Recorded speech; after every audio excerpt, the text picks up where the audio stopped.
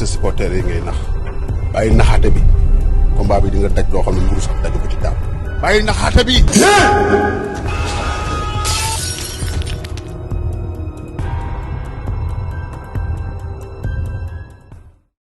waaw sama gars yi ñu ngi ziar bu baax donc gis ngeen ñu ngi ak Makan gastonproduction.com tey mu waroon am le face à face entre Balla Gaye 2 ak Gris Bordeaux ñu annoncé woon ko samedi à 20h Makan est-ce que mën nañ xam les raisons du report de ce face à face là.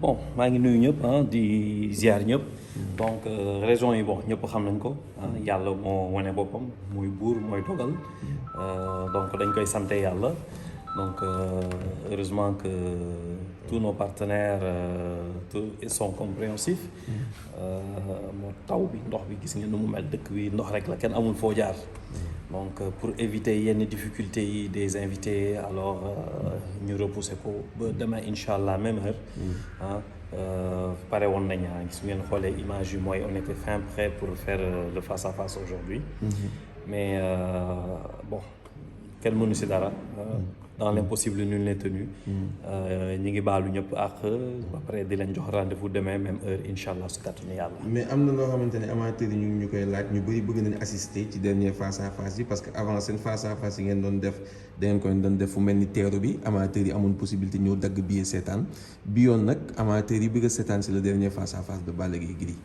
voilà donc yomb na. ku toog ITV wala Sen TV dina ko mën a seetaan en direct. donc soo xoolee restaurant bi nii lëkkaloom commencé gul sax mais suba mooy doon démarrage bi lancement bi. puis après ñu jox leen rendez-vous à l'ouverture beneen inauguration.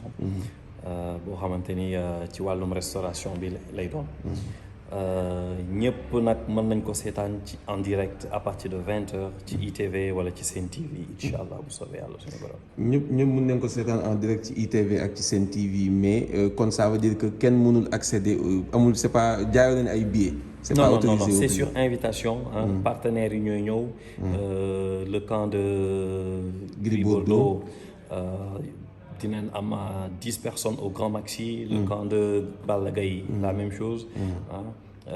télé bi ITV mooy ñëw après ak Sen TV Gaston Production ak suñu partenaire seen affiche bien sûr. comme ça waa diaspora aussi dinañ ko mën a seetaan à travers ci réseaux sociaux yi. donc y a pas de souci ñu ngi jox rendez-vous ñëpp. nit ñi dinañ ko mën a seetaan ñi jéggaluñ ci ñu bëggoon ñëw teew jege seen. champion.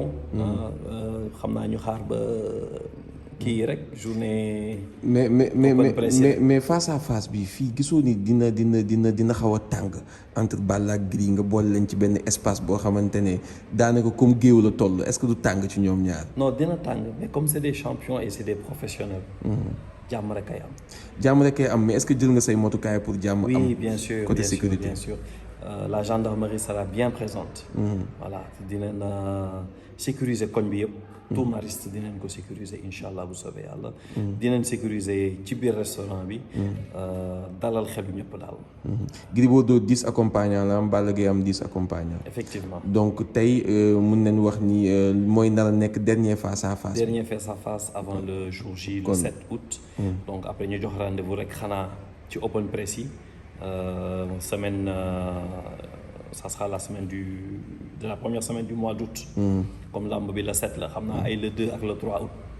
la ñuy def face à face yi. open press yi plutôt. ok tey Titi moo ko suba incha allah tey la waroon doon suba ci dimanche bi le 24 juillet Titi moo koy animé mu nar a nekk concert bu am solo lu tax le choix de Titi. Titi soo xoolee dafa xew ci jamono.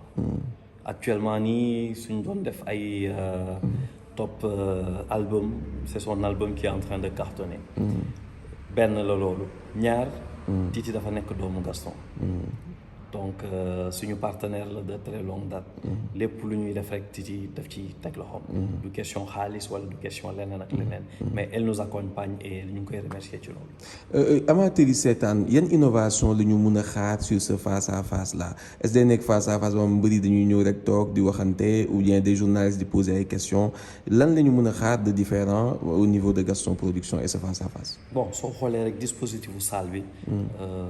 face à face bi autrement la. nit ñi dinañ ñëw bon dinañ reer dinañ fo dinañ kaf dinañ fecc. en dehors de ça dinañ indi ay techniciens.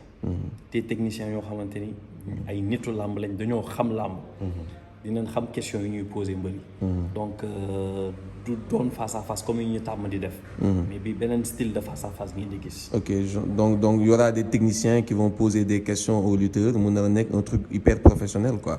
Mu différent de vraiment ñu mën a xam exactement comment les champions se sont préparés. Exactement waxtaanu làmb 100%. Ok déggoon nañu Issam vous avez prévu d'organiser des dons de sang est-ce que yooyu dina am ba léegi. C'est prévu pour la semaine prochaine. Hein. Bon, comme ak politique bi, on va essayer de le faire quand même le mardi et le mercredi, mardi 26 et mercredi 27. benn bi Guédiawaye lay doon benn bi Fass lay doon. Donc ñu ngi xool daal dans la mesure du possible incha allah dinañ ko def. te don de sang yooyu est-ce que champion yi dañ ci nar a teew. Oui, bien sûr, c'est le but. C'est un autre style de communication. boo xamante ni mbër mi su teewee. maye deret. loolu day sax day motiver waa gox bi ci seen wàllu bopp ñu ñëw ñu may leen ñu maye seen deret ba pare beneen style de communication la pourquoi les 500 premiers yuy ñëw maye seen deret dañ leen di may billet dañu am billet stade gratuit gratuitement ok voilà. Donc ci yan localité ngeen ko nar a defee donc Fass et Guédiawaye donc la semaine prochaine après suñu amee les zone exacte dinañ ko communiquer ba ñëpp xam fan la. ok combat bi ngeen ci jëm est-ce que mën nañ xam fu mu toll fu ngeen toll ci wàllum billet yi pay-per-view moom xam nañ li ngeen di jaayee au niveau local da ngeen ko maye gratuitement parce que Distingo moom moo jënd les droits de diffusion au niveau de la diaspora moom pay-per-view seen affiche lay doon mais au niveau du stade billetterie bi fu ngeen ci toll. stade xam naa dinañ commencer jaay nag à partir du 1er août incha allah. ok de ce fait. billet bu gën a yomb tribune vert et jaune ñu ngi koy jaayee 3000 francs. 3000 francs. waaw dañ koy yombal daal pour may vraiment la. Balla Gaye Bombardier yi ni ngi jaayee woon 5000 francs. ouais là moom vraiment dañu bëgg jàppale kii. supporters yi comme yàgg nañu wax billet dafa cher te des fois bon c'est un peu difficile. bon ñu décider nag wàññi ko def ko 3000 francs. Tribune rouge bi dinañ ko def 6000 francs. voilà léegi annexe bon dinañ ko jaay à 15000 sinon loge VIP dinañ ko jaay 50000. billet c'est déjà calé kon ku bëgg a teel jënd sa billet mën nga jënd sa billet.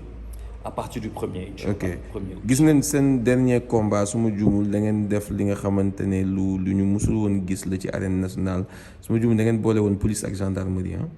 oui. ok oui dañu boole woon police ak gendarmerie police bi géré à l'intérieur du stade, la gendarmerie gère à l'extérieur du stade. Et si tout va bien, on va répéter la même chose. Parce que c'était une très belle organisation. Ok, loolu dañ ko doon gis sax dañ ko doon gis au niveau du stade Demba Diop. yu mel noonu dafa doon am. tax ku nekk suñu la dénkee dara ku nekk di nga gën a góorgóorlu ci sa liñ la dénk. macha allah et puis loolu day tax supporters yi ñëw amateurs yi parce que ku ne xam ne ni Balla ak Gris c'est deux champions yoo xamante ni ils drainent un monde fou mais des supporters aussi très très civilisés ku fay ñëw sa xel dina dal macha allah lan ngay tàggatoo en attendant le face à face de demain. bon di la remercier d'abord pour ce déplacement. metti na xam naa ne que tu as galéré pour arriver. waaw mais bon def nañ 2h30 ci yoon. waay massa coono mais xam nga rek lu yàlla dogal kenn mënu si dara donc di remercier waa Senaffiche gis nañ communication bi ñoom tamit ñu ngi ciy jàpp bu baax a baax Gaston Production nga xam ni que ñoom tamit bàyyiwuñu dara sedd di remercier les télé ITV di remercier Sen TV di remercier aussi notre partenaire nga xam ni moo nar a maye làmb ji muy Distingo di remercier nos partenaires qui sont Alib Delia Cegis J'adore CDC ak AIBD ñoom tamit ñu ngi leen di remercier ci accompagnement bi ak fidélité bu ñu jox Gaston Production. ok merci beaucoup Makan. Merci bien kon jërëjëf.